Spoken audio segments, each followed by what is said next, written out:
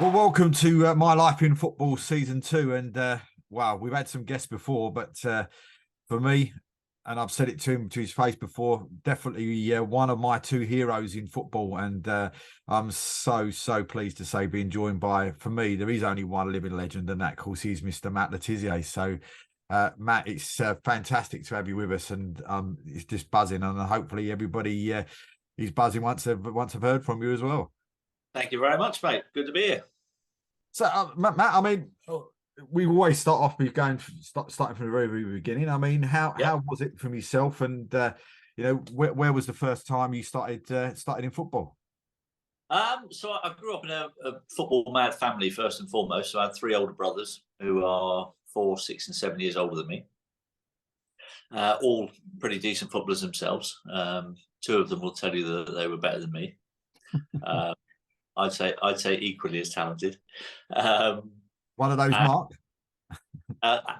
Mark. Mark was the only defender out of the four of us. He was the slightly less talented, but nonetheless a very good footballer. And yeah, I just kind of grew up with the ball at my feet, and obviously went down and played in my local team at Valrec over in Guernsey with my brothers. Started at a very young age, probably five or 6 years of age, and then I guess I got to about 8, and that was when I kind of realised that I was actually pretty good at this game, and I got in my school football team, which was under 11s, and I got in that at the age of 8. So I thought, yeah, I must be pretty good at this if I can do that. And that was kind of the age where I first thought, oh yeah, I think I want to do this for a living. And I mean, how difficult was that to get scouted though from being in Guernsey? Was it harder than maybe being on the mainland? Yeah, definitely, because they didn't really send scouts. None of the clubs from the UK sent scouts over to Guernsey, so you kind of had to rely on coming over to England, really, and that's where Southampton spotted me. Although the first club that I was actually um, involved with was Oxford, when my brother Kevin had gone to Oxford for a trial, had been offered a professional contract at the age of 19, I think he was, and he turned it down. But my dad kept in contact with the guy at Oxford there, and had obviously said to him, my younger son is pretty good as well. He might be one to keep an eye on. So I actually left home at 14, I think I was, and went to live in Oxford with my dad's mate Keith Rogers and his wife Jill, and I went and lived there for about and changed schools to go to school in Oxford. And I went over in the Easter holidays. I think it was 1984. I think that might have been 83 or 84. Can't quite remember. And yeah, I spent the Easter holidays with the family there, and then went to start the new term at school. And I hated it. I lasted 2 days in this new school. Like, nobody else spoke to me in this school at all. It was a massive school compared to the one that I was at in Guernsey. And I just got incredibly homesick, and said, no, I can't do this. I've got to go home. So I went back to Guernsey to finish my schooling. Southampton had offered me a trial at this point. I played in the Guernsey under-15 team against a team in Southampton, actually, down at the Millbrook Rec, which is probably only about 20 minutes from my house here that I'm living in now.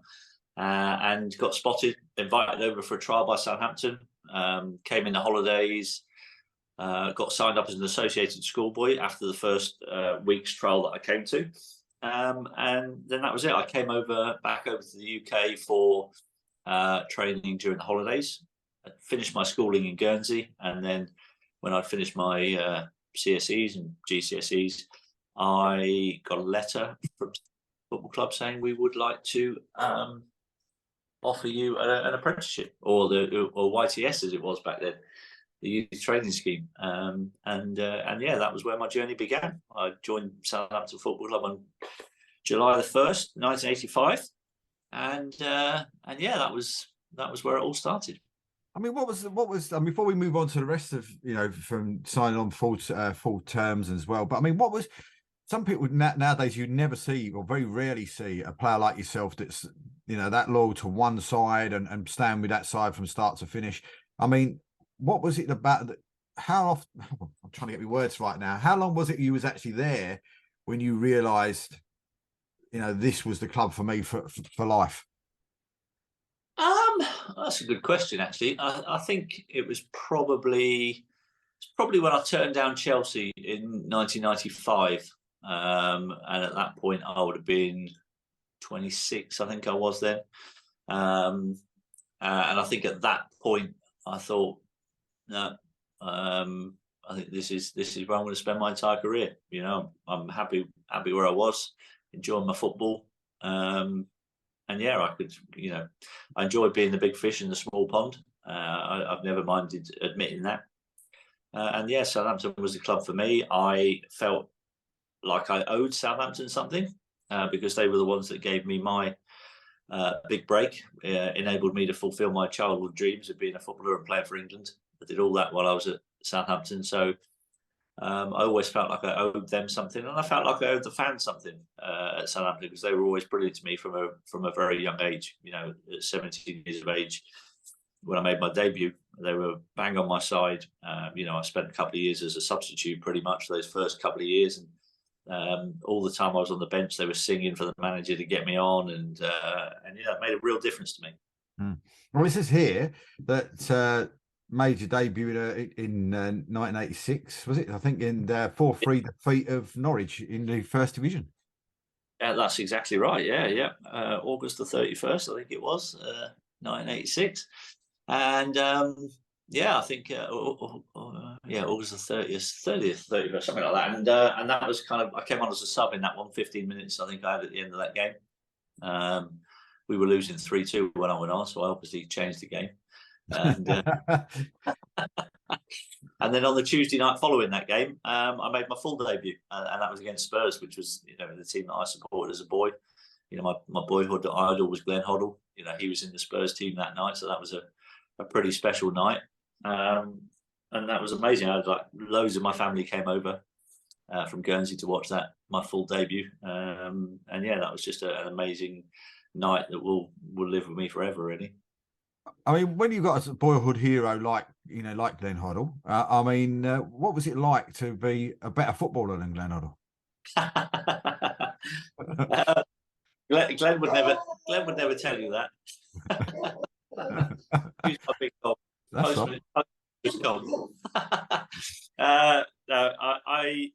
admired Glenn greatly as a young boy, and I modelled my game on what he could do.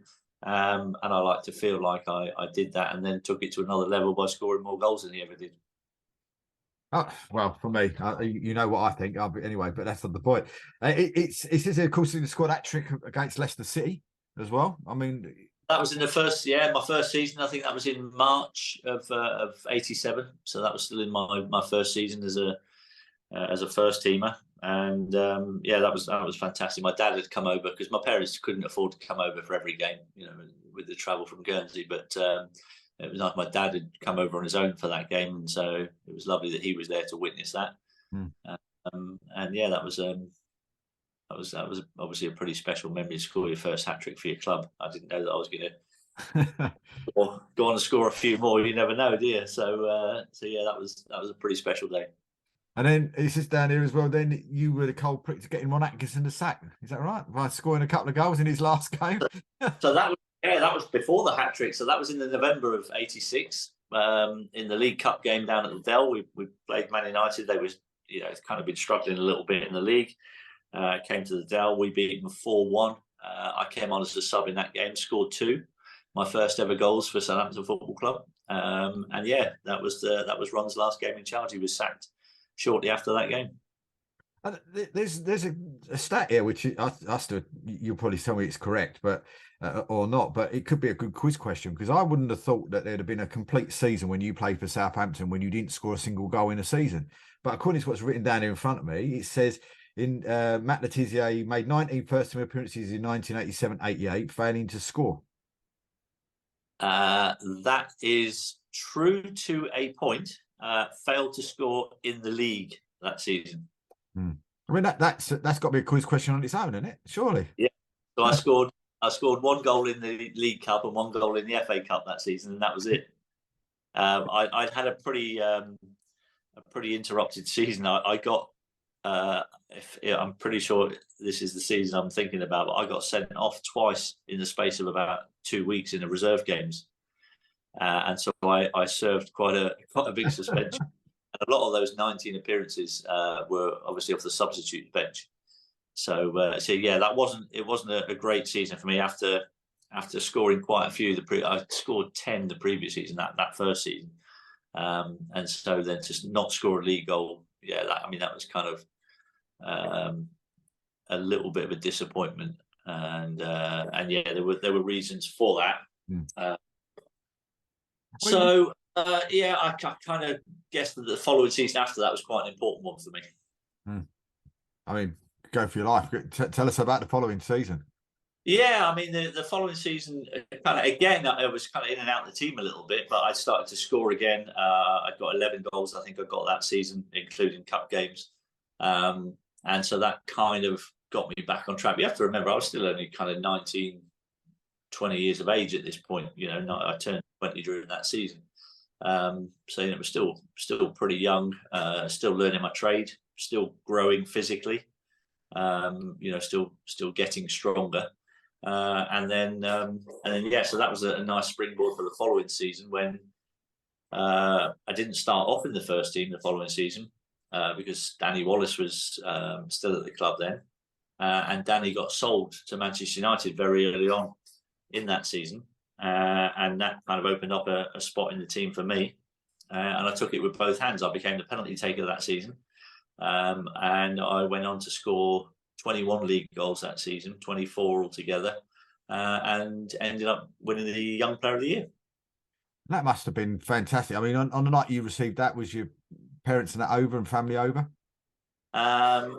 No, I don't think they came to the PFA dinner actually, because I didn't know. Nobody knew who was going to win. I didn't, nobody knew what the results were, so nobody kind of came over, and it was just me and my agent. I think came up with me. In fact, my agent had actually slipped me a bit of paper during the evening, which had a speech written on it just in case I won.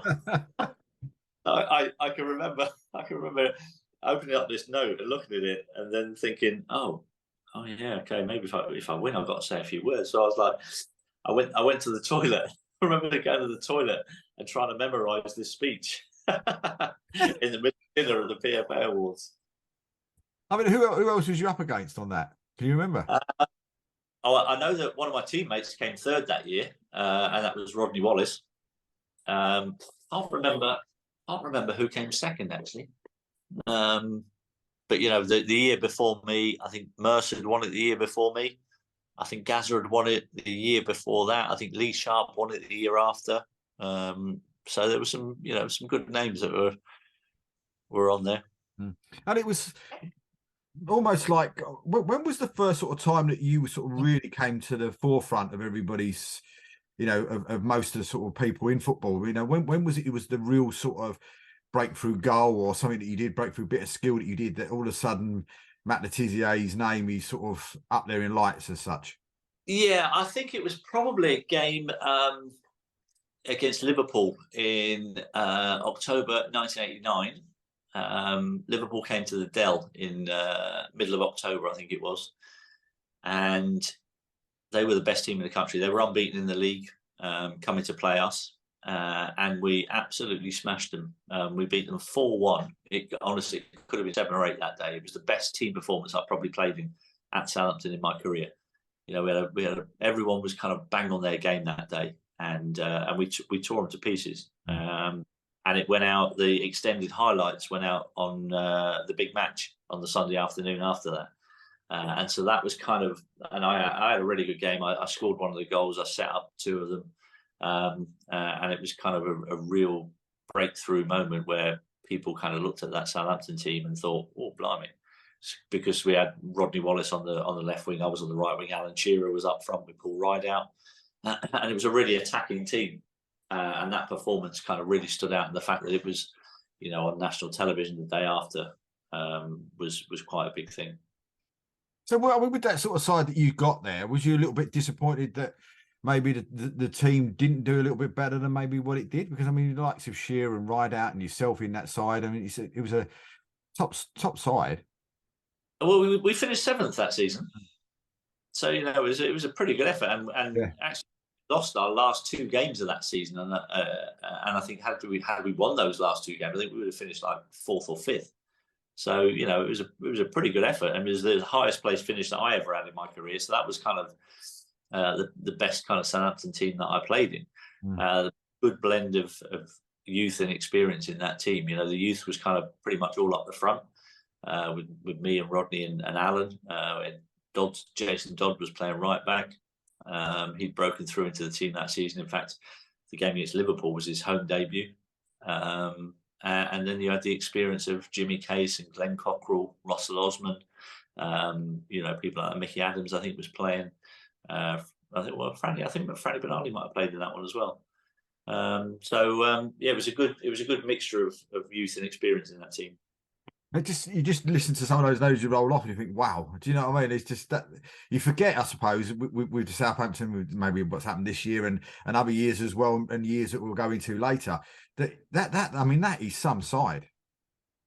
It was some side, yeah. And people kind of forget that when I came into the team at Southampton in 1986, people forget that I played alongside Peter Shilton. Peter was still there, had a season in the team before he left for Derby. People like Mark Wright, centre back at the time. Mark Dennis was in the team at the time. Nick Holmes, David Armstrong, God bless his soul. And so it was a real blend of youth and experience. Joe Jordan, I cleaned the boots of Joe Jordan and David Armstrong. Dan there with George Lawrence. So Steve Moran was up front. Some good players. Unbelievable. It says here as well. Then jumping forward a year or so, it says that your highest scoring league season was 93-94. Yeah. It says here 25 league goals. 25 league goals, yeah. And that was obviously there was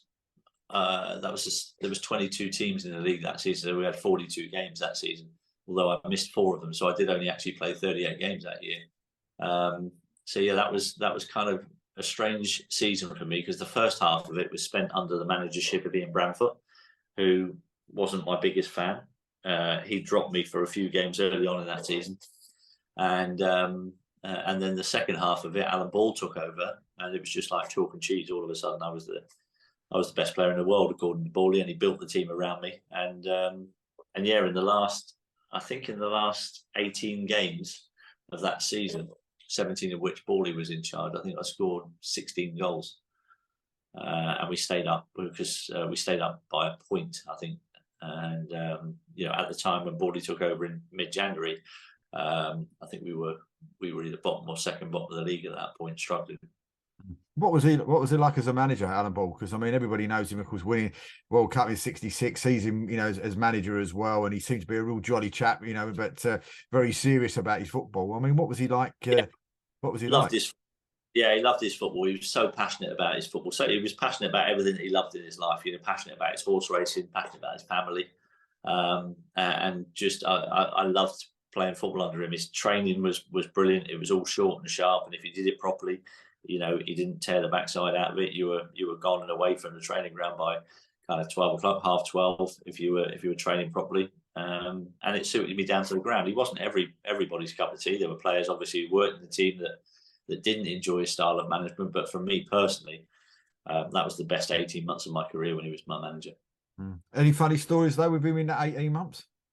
We had one story. We went to pre-season training in Bangor, the only pre-season that he did, and this will give you an idea of how his management of me was pretty good. We played. We'd obviously gone to Bangor, and the secretary had booked the trip. Had obviously never been there before, because we were booked into a hotel, which was lovely, but it was right next door to the biggest nightclub in Bangor. Now, we were on a pre-season tour in the mid-90s. Footballers putting a nightclub right next door was not a great idea. And so after the second game we played that week, Bally gave us the day off, and we could do whatever we wanted within reason. So we decided 4 of us were going to go and play golf. We went to reception 11 o'clock that morning, and Gaffer comes down and says, "Right, Hans, what are you doing?" So I said, "We're going to play golf, Gaffer." I said, "But the taxi will be here in about 20 minutes." He said, oh, there's a little bakery just round the corner. He said, do you fancy some breakfast before you go? So we thought, yeah, that'd be nice. So we walked around to this bakery, and as we arrived at the bakery, Borley noticed that the pub across the road is just open. And he looked back at us and he went, never mind breakfast. He said, do you fancy a drink? 11 o'clock in the morning. So the lads were like, oh, well, he's the manager, you can't say no. So we went, yeah, all right. So we go for a drink. Now, needless to say, we never played golf that day. 6:30 that evening, 5 of us came out of the pub. 4 of us walking not too bad because we were finely tuned athletes who could take our alcohol. And me. And no, Borley, bless him, he's only little. He didn't take his drink that well, and he's well gone. So we walk back to our hotel. As we go into our hotel, the 4 of us, we walk into the hotel, we turn right, go into the restaurant to meet the rest of the lads for our evening meal. And Borley, I spot out the corner of my eye, he goes left, upstairs, he's gone to bed. He's out of the game, right? He's gone. So I've gone in the restaurant because I was the captain at the time. And I've gone into the restaurant, I've gone, lads, I said, you're not going to believe it. The last 7 hours, we've been in the pub with the gaffer. And the best thing is, he's gone. He's gone to bed. And so I said, we can go out. So we did. 11 of us went out to bang a few silly drinking games, as you do. And inevitably, about midnight, we ended up coming back to this biggest nightclub in Bangor, right next door to our hotel. Now, the DJ in this nightclub was obviously a massive football fan because he recognised every one of us as we came into the club. And he was introducing us one by one over the mic. But what we didn't realise at this point in the evening, though, is that Borley's bedroom backed immediately onto the nightclub. And the walls were hear every word the DJ had been saying. So when he's shouting all our names out on a microphone, Borley's like that. What? So anyway, we start coming in at 2 o'clock in the morning. Borley stood in reception waiting for us. And again, as I said, I was the captain at the time, so I thought it was only fair and my responsibility that I should be the one that came in last. And at 2:30 when I came in, I was greeted by one of the funniest sights I think I ever saw in my career. It was our gaffer at 5'4", given the biggest rollicking of his life. So our goalkeeper at the time, Dave Besom, 6'4". And anyway, he must have spotted me under Bez's armpit or something, right? Because he sent all the other lads off to bed, and he went, he said, I want to word with you upstairs now. Well, I can't tell you how quickly you sober up in situations like that, right? Also going through my mind, captaincy could get taken off me. I get fined 2 weeks' wages. The wife thought I was in bed 4 hours ago, all that stuff. And he took me upstairs to the first floor of this hotel. He sat me down on the sofa by the lift. I'd always wondered why they put a sofa there, and I found out that night. And he went, right, he said, I've just had to give a massive rollicking to Dave Besom, Ian Dowie, Jim Magilton. He said, they're my senior professionals, and they're setting a bad example to the young kids in my team. He said, and you are the captain. He said, but the way you're playing, he said, you can do whatever you want to get yourself to bed. Brilliant man management. I thought I got 30 goals that season, so he wasn't wrong. And it's quite funny. You say a funny story like that. I was talking to Lee Allenson yesterday, and he said he was in the Hendon side with Ian Dowie for a short period of time. But he was saying one of his managers that he had there, a gentleman called Chris Nunn, who's now in charge of AFC Rushden and Diamonds. He said he used to get the weirdest team talks. He said, and he used to start quoting stuff from James Bond in all the team talks. He said it's the weirdest thing you've ever seen in your life. He said, he'd say to him, you've got to go out there and finish him off, otherwise it'll be like the henchman in James Bond. He'll come back and always come back and get you. It's absolutely superb. Brilliant. But I mean, it says there here as well, the following season after the sort of 93-94 season, you win match of the day, goal of the season, and for 40-yard chip against Blackburn. I mean, for me, and I've said it to you before, I still can't believe that you didn't get 60, 70, 80 caps for England. It baffles me. I'm still, to this day, I still think you're probably one of the best British footballers we've ever had. And, I'm just completely confused by the whole scenario. But when did you start feeling that you should possibly you start looking at that England side when it started coming out and you thought, oh, okay, I'm not in it again? Yeah, I mean, it was kind of frustrating because I'd been dropped from the squad during that season where I scored 30 goals.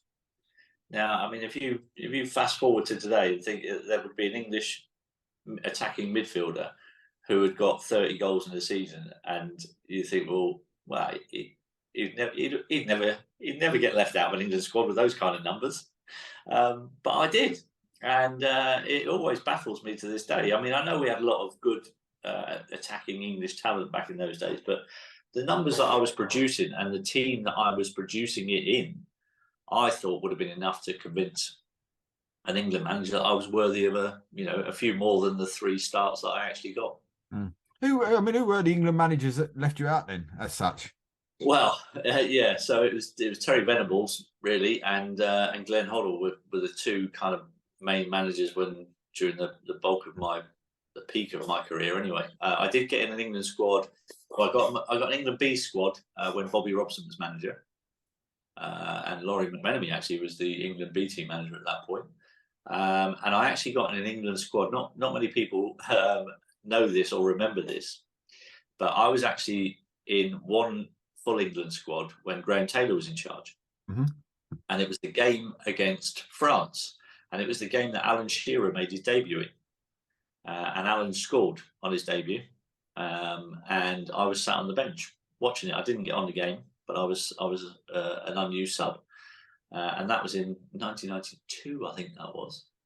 And obviously we all know what Alan went on to achieve. But I had to wait another 2 years after that until I made my debut in the England team when Terry put me on as a substitute against Denmark in his first game in charge. Now I had a couple of chances to move from Southampton, and this kind of ties in with what I'm going to tell you. I turned down the chance to join Spurs in 1990, and Terry Venables was the manager of Spurs at that point. He then went on to become England manager a few years later. And then in 1995, when I turned Chelsea down, Glenn Hoddle was the manager of Chelsea. And he then went on to become the next England manager. And both times, after I'd said to my agent, no, I don't want to join, both times my agent rang me back and said, oh, Terry wants to speak to you and Glenn wants to speak to you. And both times I went, no, I've made my mind up. I don't want to speak to them. So I kind of blanked them, the pair of them, and didn't take a phone call from them.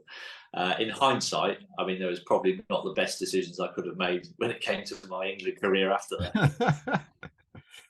So what we're basically saying is, if you'd have been picked for Euro '96, we would have had the trophy in the bag. Wow! You and Gaza. I mean, come on, we would have won it easily. It's impossible to say, but I'd like to think that even if I didn't start matches, I would like to think that the type of player that I was would have been pretty useful to have as an impact substitute, and certainly pretty useful if we went to a penalty shootout. Mm. I don't know. I'm still every time I talk to you about it, I still scratch my head. I still don't understand. But there we go. I mean, do you think though these days, though, as you've just said, these days though, if we had somebody like that, I mean, if we had somebody, I'm not saying they're in the same sort of level as you, but someone like like Saka or someone at scoring that sort of many goals, he's not going to get dropped for England. He's not going to not be playing for England, is he? He's going to be in there every single time. No, I mean, when you think when I won the Young Player of the Year at 21 years of age, that season I scored 24 goals, 21 of them in the league, as I said, and I didn't even get a sniff, not a mention of getting an England squad. Now, if there was a 21-year-old in the Premier League right now who's putting up those kind of numbers, the press would be all over them. Absolutely, especially if they played for one of the bigger teams. But I was putting up those numbers playing in a provincial team, and so never got the publicity or the credit that it deserved, I don't think. Mm. I mean, can you remember your 100th goal and where it was? Premier League goal? I do remember my 100th goal for Southampton. Yes, it was in a very famous game against Nottingham Forest where we were 1-0 down and got awarded a penalty. And 24th of March 1993, but I'm not bitter. Mark Crossley saved my one and only penalty that I didn't score from. And yeah, that was my opportunity to score my 100th goal, which I fluffed. Obviously, I didn't want my 100th goal to be a penalty; that would have been a bit boring. So later on in that game, I smashed in from 25 yards a left foot volley in the top corner, and that was a far better way to get to 100 goals, in my opinion. So I mean, people say that, don't they, about your, sort of the penalty king and whatever else, and and even when you see you in, Harry Redknapp's show and a few other bits and bobs, you never miss. I mean, what is? I mean, you speak to David Seaman and he says he's got his knack of knowing how to save a penalty. But what was your knack around that sort of scenario then to be that successful at scoring penalties? I think two things really. I think firstly was I had a good mentality towards it, so I looked forward to taking penalties. I liked it. I liked the situation. It Yeah. didn't fail. And I think that's massive when it comes to taking penalties. You've got to want to be there. You know, you can't be apprehensive in any way, shape, or form. You can't let negative thoughts creep into your mind, and I was pretty good at that. And secondly, I had a good technique where I was able to strike the ball pretty firmly with my side foot, which meant that I could keep fairly accurate. So I never ever went down the middle taking a penalty. It was either one side or the other, and I went with lots of pace. And I would always keep my eye on the goalkeeper as long as I could, because if he moved too early, then I had enough bottle to be able to change my mind at the last minute if it needed to. Are you surprised though these days the amount of penalties that do go down the middle? I am. I don't like it. Yeah, I'm not a fan of penalties down the middle, because there's so much research that's done now on penalty taking.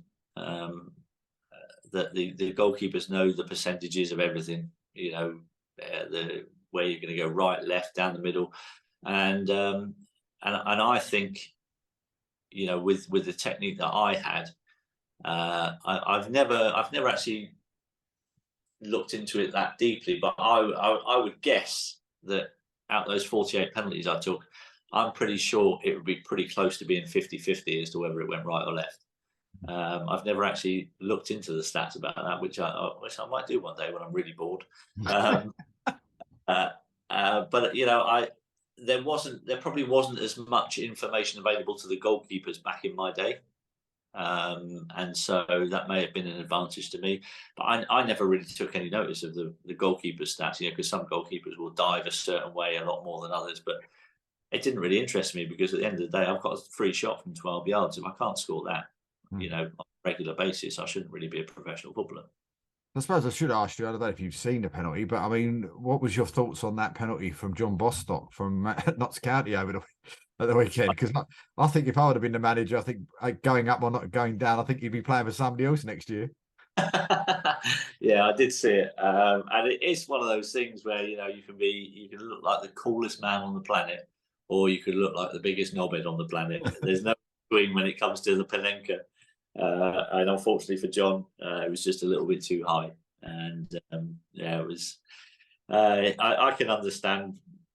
I get the mentality of the person that wants to do that, because he wants to look so cool, and there's a lot of kudos to it when it comes off. But that's the risk you take. If it doesn't come off, you run the risk of being mocked for the rest of your career. I mean, I just had that thought, the poor bloke that was coming up to take it next was the guy that missed against Wrexham as well. And you think the pressure he's put him under, and if he misses that and they don't get up, oh dear. Absolutely. But, Gary Lineker famously had the chance to tie Bobby Charlton's record for England, and he missed a penalty against Brazil, I think it was, when he tried the Panenka and fluffed it up. So. So I mean, when Bawley was there, Bawley leaves. I mean, who took over? Who was next on the conveyor belt for Southampton then? So Dave Merrington took over for the following season. I think the club felt like they wanted somebody who was kind of from within the club, who knew maybe Bawley's methods, and also somebody who kind of had the same respect for me that Bawley had. And Dave certainly had that. He was my youth team coach at Southampton. He was a massive influence on my career. I credit him with a lot when it comes to what I achieved in my career and the person that I became. He was a very important man in my life, and he took over that season. And things just didn't work out. We started playing a different system. I wasn't on top form at all. I felt like we were struggling a bit as a team.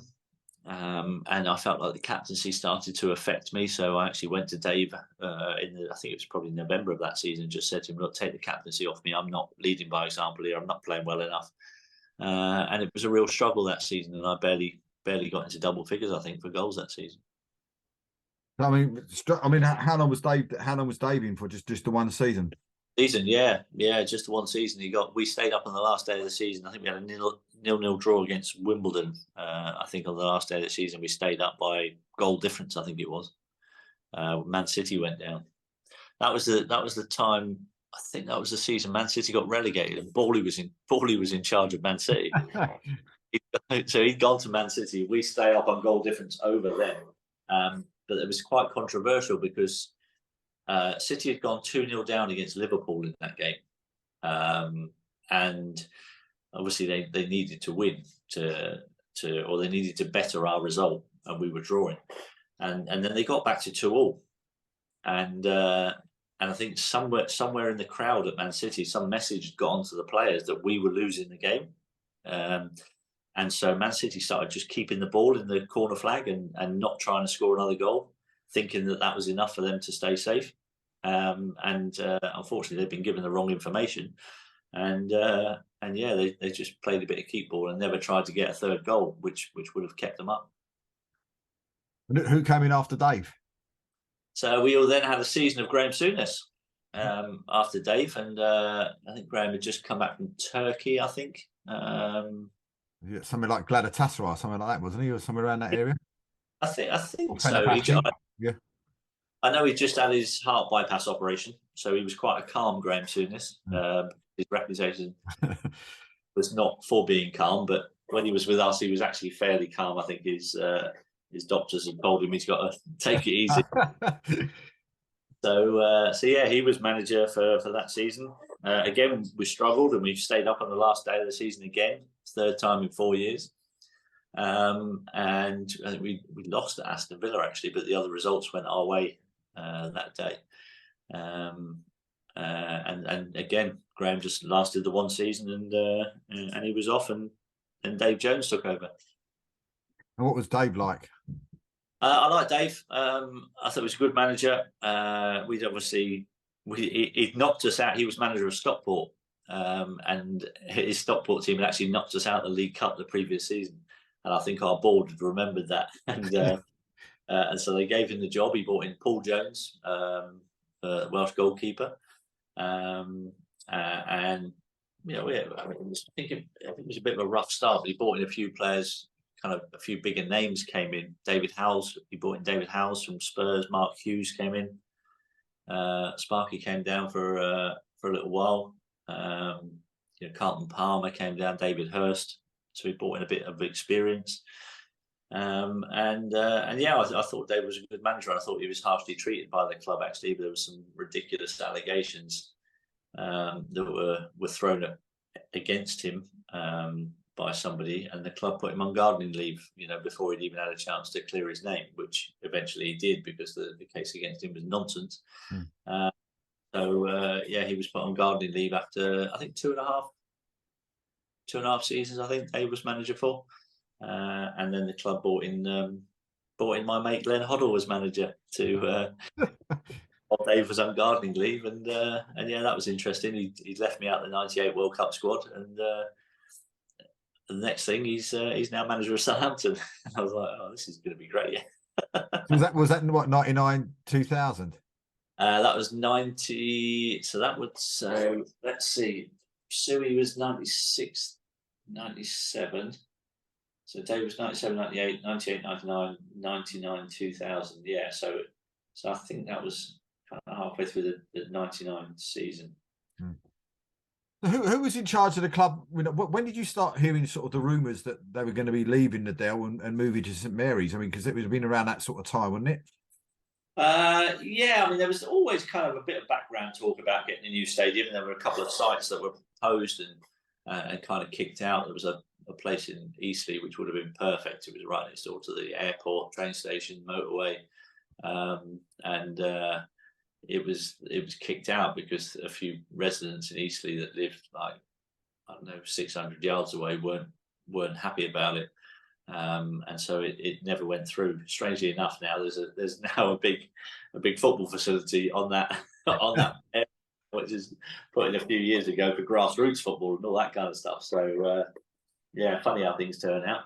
So it was always kind of in the background. And then Rupert Lowe and Andrew Cowan managed to get this site, and and all of a sudden, I think it was probably around kind of 1998, 1988, 89 when it really took shape. And of course, then the final game at the Dell was, of course, the famous one I always remember because I knew it was going to happen. Being an Arsenal fan, but in 2001, of course, at the Dell, and up pops a certain Matt Le Tissier to score the last ever goal at the Dell. I mean, do you think that was actually sort of written in the stars? I think I actually forced that to happen.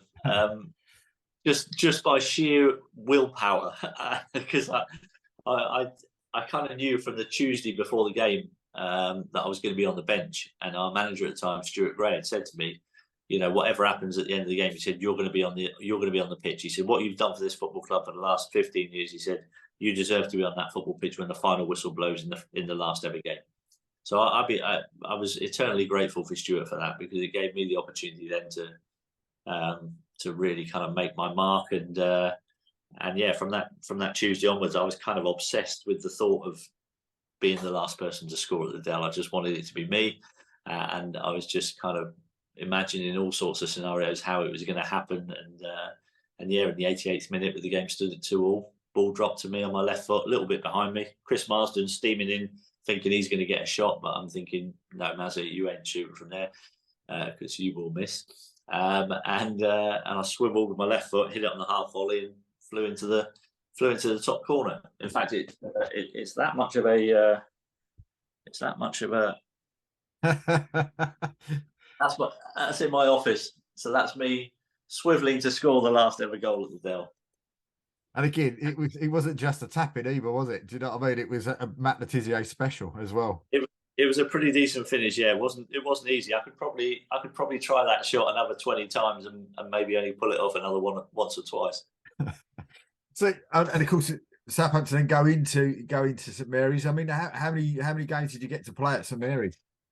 Not many. Only a handful of, and I think mostly substitutes appearances. I think there's a few subs appearances. I had my testimonial at the end of that season, which was nice. But I was plagued by injury that season, and that was another season where I didn't score a league goal. It says here, had a calf strain during a reserve game against Charlton. I pulled my calf. It was there was a few reserve games that I played, and I really struggled with my calf muscles that season. And I think the pitch at St Mary's didn't really help me. It was really firm underfoot and not really like the spongy pitch at the Dell. And I think my muscles kind of struggled with that. I was getting on a bit. I was 33 at that point. And yeah, I just trying to come back from injury again. The calf went in that reserve game, and that was I think that was kind of February or March of that season. And I knew I was 33, and I just felt it. Something in my heart just went, you can't do this anymore. And I knew walking off that pitch that, that this was going to be my last season. And I'm not too ashamed to admit, I walked straight down the tunnel. I went into the physio's room at St Mary's, and I bawled my eyes out, because I knew that was it. At the end of the season, that was me finished as a professional footballer. Did you know what you was going to go on to do after? Had you put sort of like things down to actually know what you was going to do when you were finished? Not a clue. No. My plan was just to play golf for the rest of my life, really. Unfortunately, I failed to take into account the fact that in those days we didn't really earn enough money to see me through for the rest of my life. So I was going to have to get a job at some point. I think it was just before I retired, I'd had a call from Sky and said, do you want to do a midweek soccer special? And so I'd done one of those. I quite enjoyed it. But I didn't really have kind of any great ambitions to go and do that as a full-time job. And so I kind of dabbled a little bit, did a bit of punditry for the other companies as well. And then after a couple of years of kind of filling in for people on Soccer Saturday, Rodney Marsh got sacked for making a rather inappropriate joke live on telly. I remember that. First person to suffer the cancel culture, and he was sacked. And then Sky came to me and said, "Can you do every Saturday from now to the end of the season?" This was like the end of January. So I was like, "Yeah, no problem, that's fine." And it kind of just went from there. I ended up signing a 2-year contract that summer with Sky. And then, that went on for 15 years, and I had a lot of fun. And I never felt like ever did I feel on a Saturday morning when I woke up. I never had that feeling of, oh, I've got to go to work today. It never felt like that. And if you can kind of be in that position in your life where you wake up for a day's work but it doesn't feel like it, then you're winning at life, I think. Oh, absolutely. Yeah, I wish I was in that place, I'll be honest. But it's, I mean, you had your testimonial in 2002 before we go back to Soccer Saturday, and it says it was a high scoring game, wasn't it? 9-9. 9-9. Yeah, it was very game. It was nice. I had I managed to get my three older brothers who I mentioned earlier. One of them had become a qualified referee, and so he refereed the match. And my other two brothers, who I said were equally as good, well, Mark. So Mark refereed, and my other two brothers, who were equally as good as me, they managed to lose a load of weight because they were a little bit out of shape, shall we say. So I gave them plenty of notice, and they went and lost a load of weight, trained a bit, and they both made an appearance in my testimonial as well. I mean, it says here it was it was a testimonial against an England 11. So Southampton, I'm assuming, versus an England 11. And it also says here, your young son at the time came on and scored. I don't know if he scored 4 times or you scored 4 times. No, times. Yeah, he scored 4. I think it was only what would he have been, about 10? It says here, 10 time, yeah.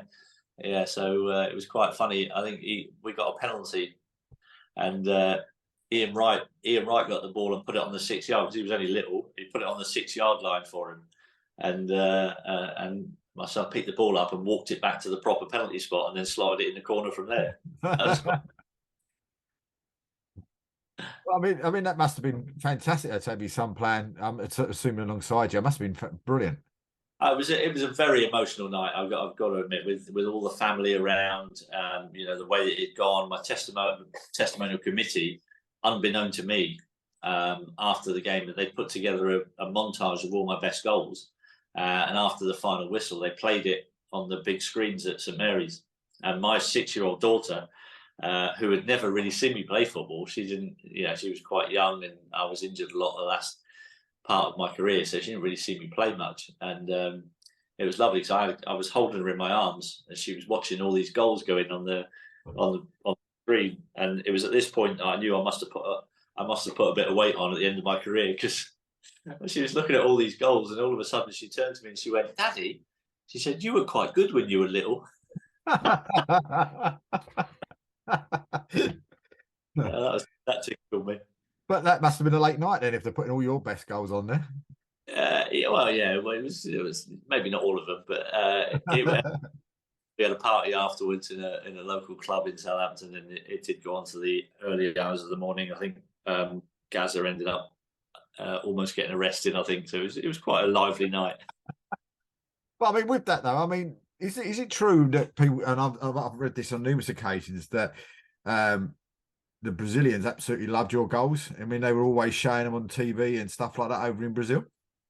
I heard that, yeah, and it's nice. I've had people like Xavi, who's said some very nice things about me when he was growing up watching football. Gianluca Vialli, I played against Juventus in 1993 in a pre-season friendly. And, I was still fairly young then, but Gianluca Vialli came up to me and asked me if I'd swap shirts with him. Wow. He was a world superstar at that point. I was like, oh my God, this bloke's asking me for my shirt. So that was pretty cool. I mean, did you keep your shirts during your playing time? Did you keep them, or have you just sort of got rid of them as you've gone along? No, we never used to really keep shirts in my day. We didn't really used to swap shirts either. That's probably about the only shirt I think I've got left that I ever swapped with an opponent, is my Vialli one. Yeah, quite poignant. Rest his soul. Yeah. I mean, going on to Soccer Saturday. I mean, for me, the likes of the 4 of you guys on there with Jeff, and I'll be openly honest with you, that used to be the Christmas sort of like must see. Do you know what I mean? Every single Christmas with your sort of Christmas bits that you used to do every year, and it was one of those things that you always used. And I'm going to go right back with show how old I am. When Christmas used to come on before that, used to look forward to Niall Edmonds coming on with all these pranks and the shows that he used to do. And when that finished, it was always you guys that used to look forward to seeing when he was doing your golfing or if he was managing teams and stuff like that. And it used to be an absolute ball. I mean, what was that like actually taking part in them? Yeah, I was great fun. The production team that came up with those ideas were brilliant, and we had a lot of fun filming them. And it was a shame because kind of the budgets got cut, and the last few years we never had the Christmas specials anymore, which was a bit gutting really, because they were like you say, they were very entertaining, and people looked forward to them. But they kind of slashed the budgets a bit as they tend to do in television sometimes. I mean, did you ever yourself though? We've going into management. Did you ever think about doing that at all? Because I mean, you are undefeated, aren't you, Merce? Yeah, me and Merce were undefeated. Two Christmas specials. Yeah, won both of them with our team. So we must be pretty good managers. Although he had to go at Walsall, he wasn't that great. That's because you weren't with him. Yeah, exactly. So I never really thought of going into coaching or management. I didn't have a passion for it, and it's a real full-time job, and you've got to have a real passion for it. I didn't have that. But I mean, 10 years after you retired, you decided to come back and help your brother, didn't you? I did, yes. Yeah, I was training did my first ever half marathon. I was 44 years of age. I got myself into pretty good nick. I was back down to the weight that I was when I was kind of 29, 30.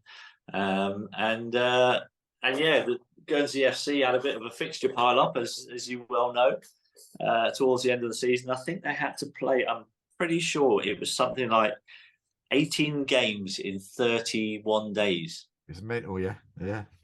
And it was ridiculous. I mean, this is an amateur football club. They don't pay their players.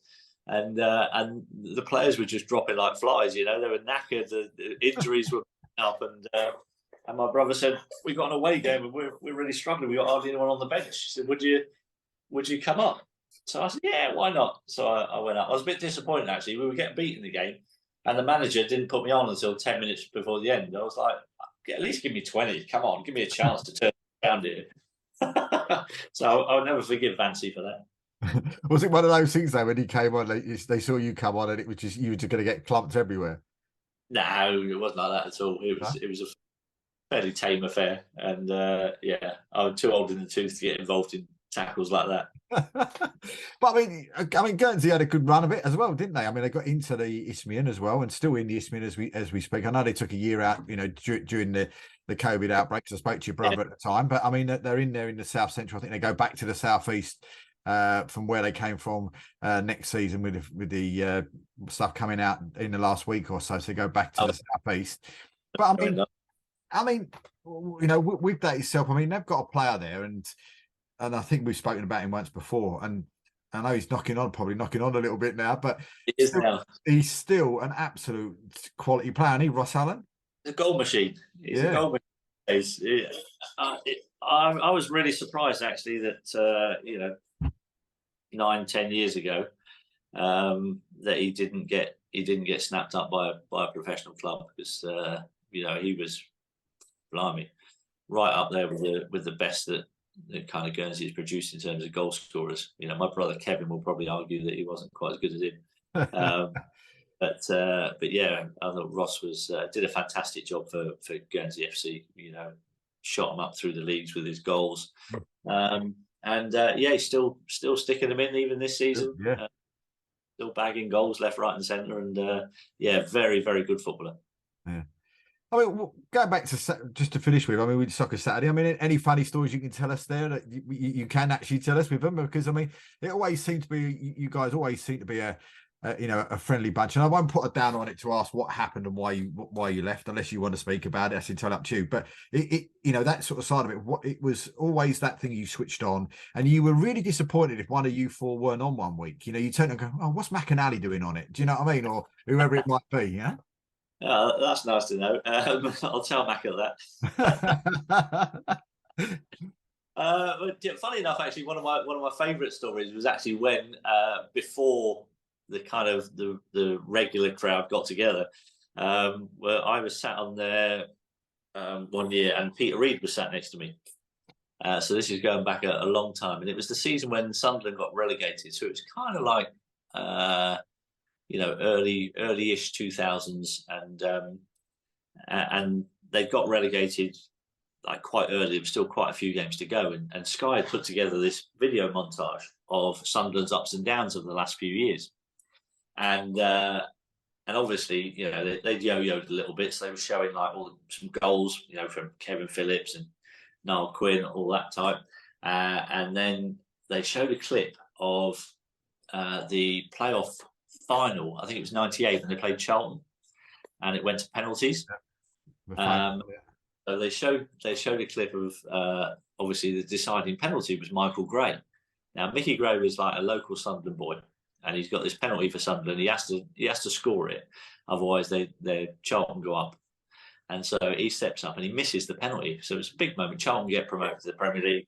Michael Gray's absolutely devastated. Local Sunderland lad. So the next clip they show after the penalty miss is of Peter Reid's manager of Sunderland at this point.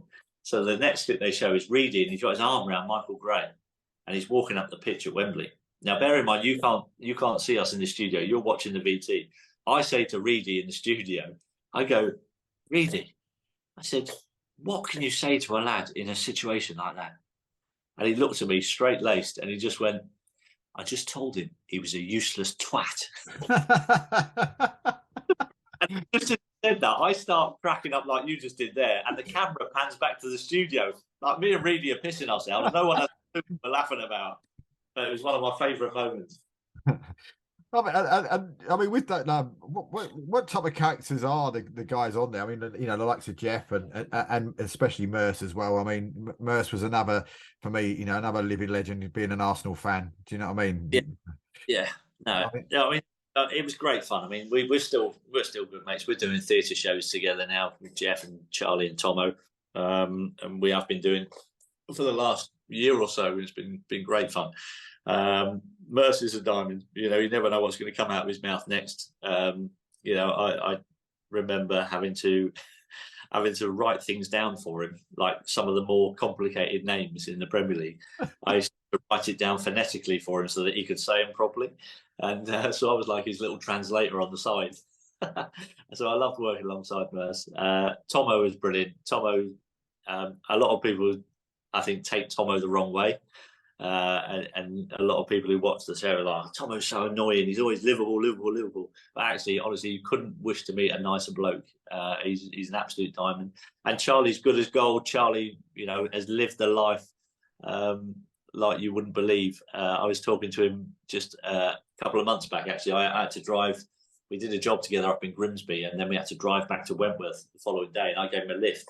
So we had like 4 hours in the car. And I was just sat talking to him about his life, you know, Arsenal, you know, all the parties that we'd go to in London when he was a young lad and all that stuff. And he really has lived an unbelievable life and got so many stories to tell. And he's just fascinating. So, and we all kind of blend together, all those personalities blend together. Jeff's, you know, just the ultimate professional. It's incredible what he has done in his career. I pity the person that has to take over from him next season. I think it'll just be like David Moyes taking over from Sir Alex Ferguson. I don't think he's got any chance because he'll always be compared to Jeff, and I don't think there'll be any comparison to what that bloke's done. I mean, it'd be interesting to see who does it. Perhaps you might get the shout. Oh, I doubt it. I had a conversation with them when they sacked me. I mean, who do you see it though? Do you see somebody that could take that over? I mean, Julian Warren has always stepped in for Jeff over the years, as you know, when Jeff's been ill or you know, midweeks, Julian will do. So he knows the score. Whether or not he'll get it, I don't know. But I'm sure there's a short list that they would have drawn up by now. It's going to be interesting though, because obviously there's going to be no room for practice. You're going to be just thrown in on the first day of next season, and off you. And it was that camaraderie you had with the reporters as well, with Cammy and I've forgotten the lady's name now that he's got now. Yeah. You know, with Bianca, and Bianca Westwood, and it's like he just has that camaraderie with certain people, doesn't he? And it clicks straight away. Yeah, no, absolutely. He's just been a master of his art for many years, and yeah, it's going to be a massive hole to fill. And was the Cammy incident at Blackburn? Were you in the studio then? Was that before your time? with the Uh, with the sending well, off. The that was famous, at Portsmouth. That was at yeah, Fratton Park. Portsmouth. Yeah, Portsmouth. Yeah. Yeah. I was on the show at the time. Yeah, that was during my period. Yeah, that was mental. We were just laughing. It's just couldn't believe what he was doing, what he was like. He was just such a massive character and just so genuine with the mistakes that he made, that he kind of got away with everything really. Yeah. And just brilliant. It's just a shame he's been suffering with his health the last couple of years. Yeah.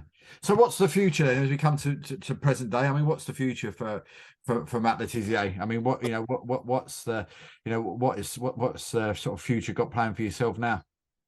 Well, I kind of never really do a plan. I kind of just see where life takes me, really. So I do my after dinner speaking. I play lots of golf. I do various appearances here and there. I was in Great Yarmouth on Sunday, handing out kids trophies in a football tournament at the presentation there. So I do that kind of stuff, and that kind of suits me down to the ground, really. And then I say what I think on social media and get into trouble sometimes. I've not noticed that. All good. All good fun. But listen, mate, it's fantastic chatting to you. Really, really is. Always is a pleasure meeting. And one day I'll have the absolute privilege of meeting you face to face, and that'll be fantastic. But a massive thank you again for coming on tonight and talking about your career. And it's been fantastic as usual. And for everybody else, a massive thank you for watching tonight. And from me and Matt, we'll see you next time.